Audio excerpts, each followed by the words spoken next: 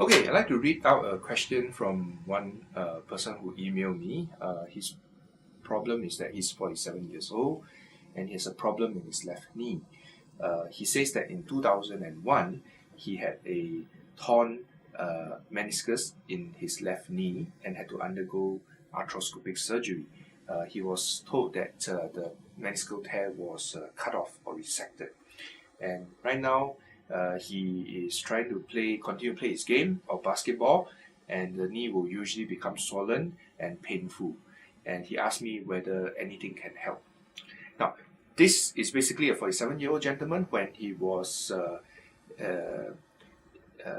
40 years old, he started to have meniscus tear and there was surgery done. So basically, the short adsorption function of that meniscus cartilage was diminished from the surgery, and right now he's having pain in that joint. The scientific term for this is post-meniscectomy syndrome.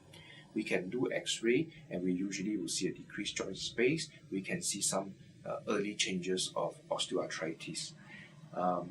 The patient should have an MRI scan done to see whether there is any new meniscus tear in the remnant meniscal cartilage, and also to look at the articular cartilage to see how much damage has been done.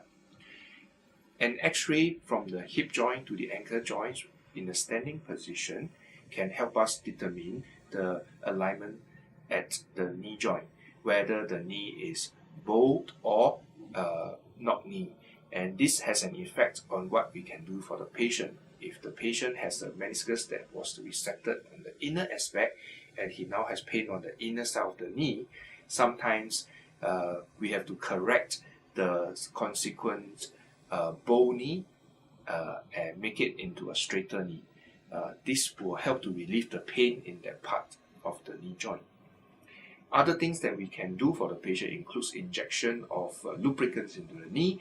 The scientific term for this is called viscosupplementation.